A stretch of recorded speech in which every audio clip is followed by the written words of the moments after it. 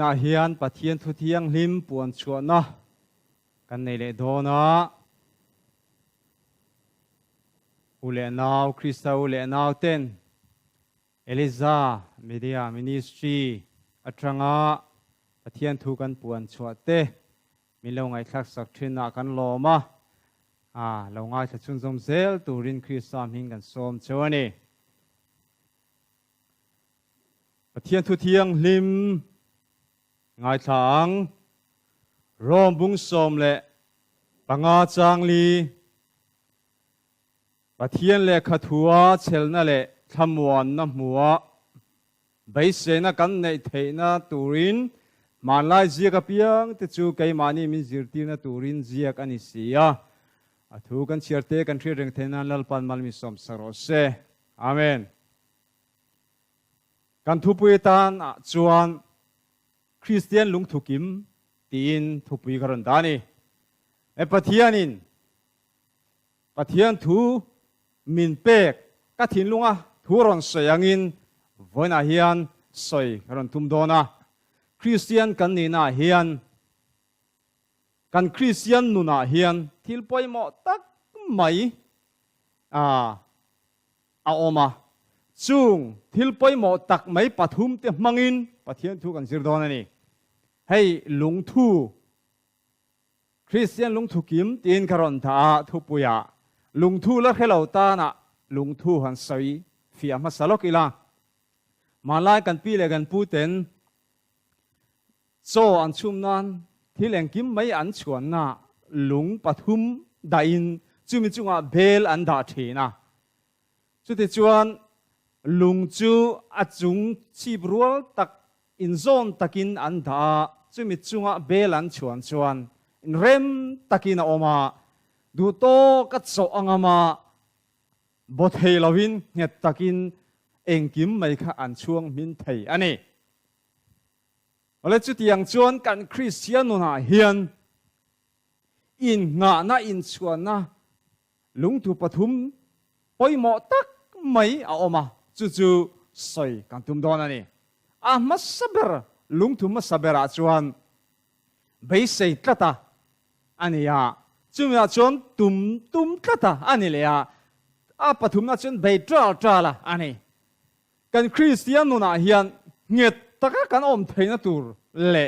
then na le zurtir na diklo kara luang khi che manga kan hin lo na turin setenan thi pui le tu phone te na minron baya kan hing lova kan nget taka kan om theina turin in nga na poimo tak mai pathum chunga kan in poimo zia soi ran tum don ani beisei tata beisei nei poimo em maya beisei nei lo te beisei bo te nun lau om tak mai ni min beisei tur nei lo beisei bo to chuan sum kar om lova che du na nun lau om tak mi lau om tak mai lo ni in mani nun hia te po an la thina nei poimo em maya nula tlang val in mangai takte nule pa ten an rem ti si lo beisei bo in ngai te chu ani in ok lum cho ka tur te an aya tiang khanan oma sum don na te e zon na nun phunga te beisei nei to lawa in ngai beisei tur kha to lo mi tam tak thi na mani in tha na tam tak soi tur kan khio me cái này riêng tu ta chuan beisei tur poimo tak mai kan này chu beisei tur nung kan này chu enge min mai tu min siam tu cross lera min kan tu min ron lam le tur Isu Krista local le nei beisei tur kan ni chu min ya wang chuan he khovela a re thein mangan har sain lo beidong le mai la chu kan beisei na chuan kan in nga tlat apoimo em ai ni ti kha kan soi du ani zopa nun lo enila zopa kha ko chak fa te mi ro pui tak mai ni ya au sem em ran rual phanu mel thatak tak boy nu boy pa anai treu mai ni mi hau satak mai ni ya amaru chuni kha thil thua anai zong zong mai cha chan vet maya chumi pialama afanu afapa te achan bokani mangem em maya chumi pialama ama po chu nat nain aran boma panchia khom tak nat tak mai thak boxi na boxi khan a omani anu puya mga em po khan mureng thei lawa khong em maya pathian soi chia thi mai tur te na do ani athian amang em te po khan thut puin tu ma nem thei le ti then om lawa chu tiang a khom taka om lai chuan bung som le pakwa chang som ni le panga zo pa bung som le pakwa chang som ni le panga ni ru zo hian kan chiar nge ka tan tu cho nung ti Kristian nakina chuan le ya hian alo la dingang ka vun hi ti chia ta om nuin ka ti sain pathian kala muang pathian ming fain ro se zo pa chuan kha anei thil le afa te han chan na satak mai han chan arab thak em fa pakhat chan po na antia ko ranu pa pakachuan afanu no pang ber mai mang em le mel thatak mai anula line thia na te em poi te em maya in khom du lo pathian a helani zo pachuan fa afanu le fa pa achan anai chan pialama afanu le fa pa te chan khana em ma se ama zong ama ati sa zong songpo pan chia bom kha vik mani se Isu Krista lo kal na tur athi rawangin katan tu chunung ani atia he vaivut katak sa hi ti chetin vaivut om ma se lalpan out home nen aron kalhuna min la kai thonga ti sa van tak sa min la putiranga kamitin kala thir don ani ti in Krista lo kalena abai seina lalpa Isu Krista in van tak sa apek tur chu khirin bai seina in pathian phatsan lawin rin om takin omani chu enton tlak aro puyem maya chuwang chuan bai seina he bai seina nung hi kan nei apoi mo em mai ni kan Kristian na hian he bai seina hi kan in nga na kan in so he na turani ti kha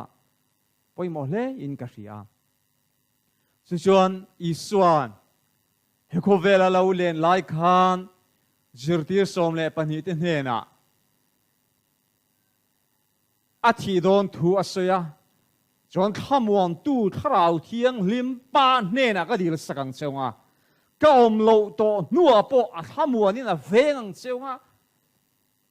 tu na in riat ka thu soi in von thailo in riat lo te po a khil fiang cheunga alaron riat chuat ti le don cheu ne ti ni I suan om to don lo ti a han soi khan an lunga em awang khan tharau thiang in pe kha ti amani chumi ni awang chuan Jerusalem hi chua san su ti ni zona bung som le pali khan kan huwa I suan thamuan tu tharau thiang lim pek tur aron soi ni engkim mazirtir tur thu te ahilani chu in don malo chuan Jerusalem khua hi chua san su atia chu an bai saya khamuan nan bai saya an khamuan puyem mai Isu Krista khan van alon san to sia wangin khamuan tu dang Isu na pek tur chu bai sei nain Jerusalem pindan chungnunga chuan anom khoma ain pol khoma ne chuda chuan lim taka trong trai hawain pol khom na chuan harau thiang lim chu aron thenga harau thiang lim aron thenga Pentecost nia chuan harau thiang lim chu mai al angin leite anga in semin mai alangin an chung aron thengani tir ko te bung ni chang khata tang khan kan chiar chuan kan mu thaya harau thiang lim an be se chu an han nga be se an nga lo tlin awang chuan na satakin rong an bol ani chu tiang chuan be se nei apoi mo em mai ni ti kha kan sei do ani rom bung riat chang som ne le pali a chuan tir ko polan ting hian in alo soya be se nei na ni chan damin kan omni be se nei ni chan damin kan omni ti pathian ming fainam ro se min be se na anei wangin tai mat takin alo nga ka ne leile tu pon bu seng tur a be se wangin lấy char tak po ni se alet khoka alet khok mi chu ati ke som le ati ko ya bu phuna ra chu thei turin khatam tak alo be sei alo nga chu asengani thingkanga logan fata thingan kita ngô kan thiệt ani enga tinge bu la kan bai se wangin thosikara khosa nisa nisen sakara kan tuinen feom takin mai mang nuo in na kan thoka bu kan tua bura lo bai sein asura sa nuaya vai mi te thosikara kan chết kan na tang chuanin ra kan seng thin chu bai sei na chuan nisaru asur vai mi te thosi heom ti lovin kolani chuak chiarin na lim takin kan thoka ra bai sei na chu bai sei na chu poi ma em mai ni kan nu na hian ti kha kan sei do ani chung bai sei tu te chuan tum kata ni ngai le ta ni chu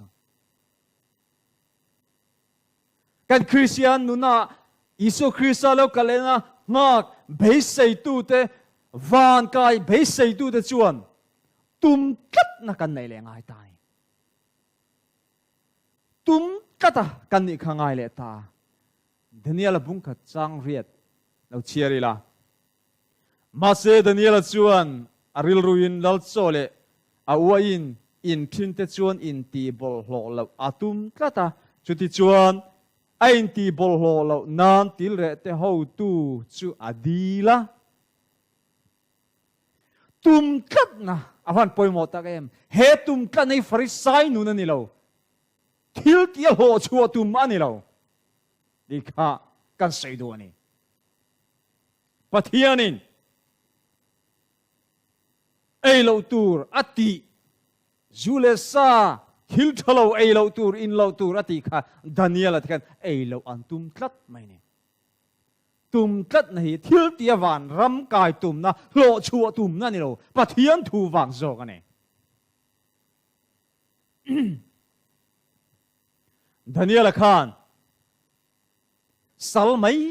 kan ni sia du zong soi thei kan ni lo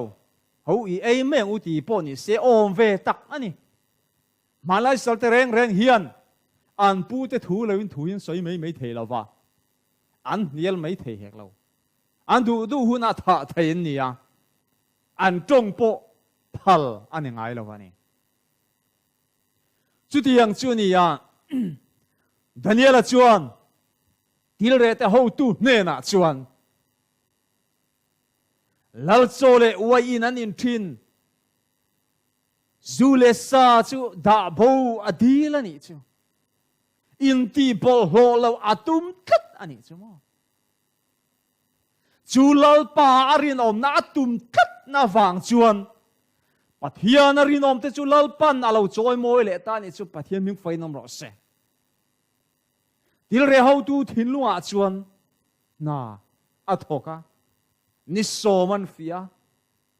an mel te chu lo tha zokin alo eng lo sar zok alo fin mel zok fing pon fing zok reng bokani lalpan malasom chon tuisik no khata po dam na mani pathian mi foi mo se lalpa thu a kan kal na chuan tuisik no khata po hian Kristian na tam tak lalpan da tat en kim ti thei pathian ni tat tuisik le theira chau thai chau an ei na khan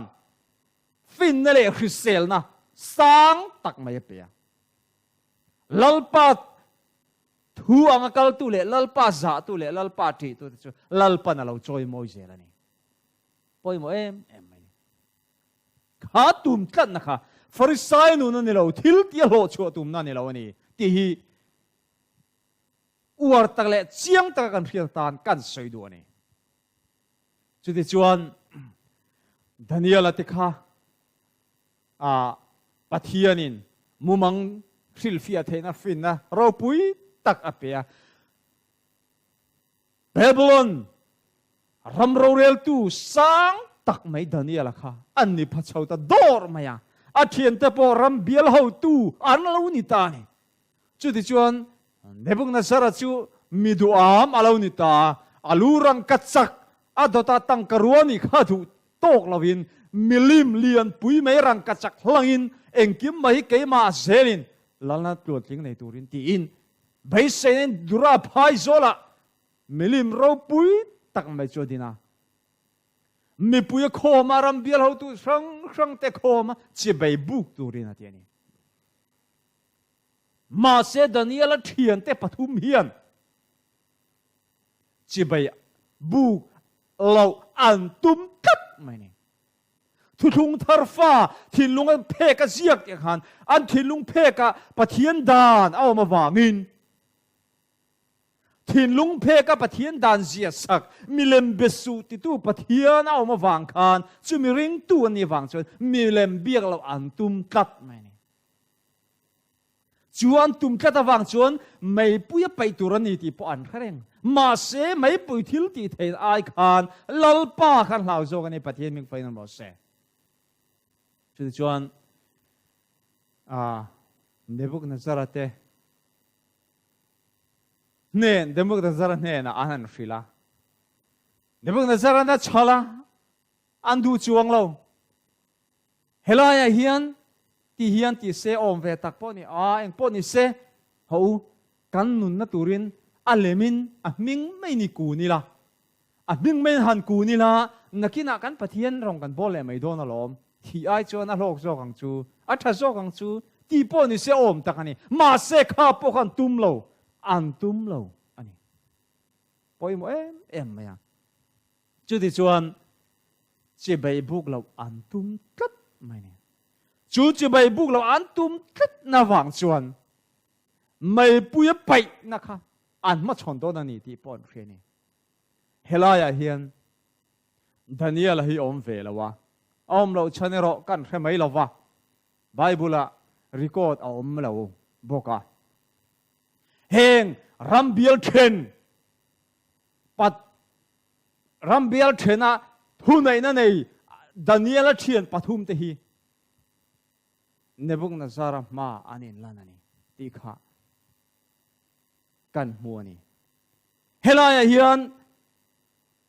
kan khriata ta na poi mo em mai chu lalpan Israel te pathian fa te hena milem biak aphal lo thu kha chiang tak mai an thin lunga nem kai ani wang ani chu chu an tum kat mai kha tum kan na kha thil tia lo chu tum na thil tia van ram kai tum na ni lawa pathian thu ani Daniel thian ti an tilituk ani lawa pathian thu anga an kal na hi pathian du zong zok ani kei ni chu pathian thu lawa kan kal tum na pathian ti suati kan ti nei kan tilituk zok ani ti kha kan soi du ani chu wang chuan en ton tur ro pui tak mai Daniel thian te hian กันมัวนี่ปะเทียนทูเหล่าอ่างกันกันให้กันติลิตุกกะรินพดจวนกันตีนะให้กันติลิตุกโซกันนี่เกนี่รินพดจวนให้ลลป้าอินหัดแล้วว่าลลป้าจวดทูอ่ะเห็นอันหัดโซกันนี่ปะเทียนมึงไฟน้ำรอเสสุบังจวนวันรำใบเสตูเตยิสุคริสต์เราก็เลยใบเสตูเตคริสเตียนเตกันนี่นะโซนะเฮียนเฮกันใบเสนะเฮียนตุมกัดนะกันไหนยังไงอะปะเทียนทูอากาลตุมกันนี่ทิลเตียโลชัวตุมนั่นนี่เราทิลเตียโลชัวตุมนั่นนี่เราปะเทียนทูโซกันนี่รินนะโซกันนี่ที่ฮีกันสวยดูอ่ะจูกันใบเสนะงากันเป็นตุมนะฮีลลปันมินโลปมปุยนี่ที่ฮีปอยหมดเลยอินกาเฟียนี่โอเลคติข้าเช่นขันนาตานเรานี่พดเสละนักกินอาชันนี่นักกันชุนส้มแรงอ่ะเฮชันนี่นับพอฮีมีเราไงทักสักชุนส้มเลยเท่าตัวรินกับส้มเจ้านี่การทุสอยเตะลลปันมัลมินส้มสรอเซอาเมน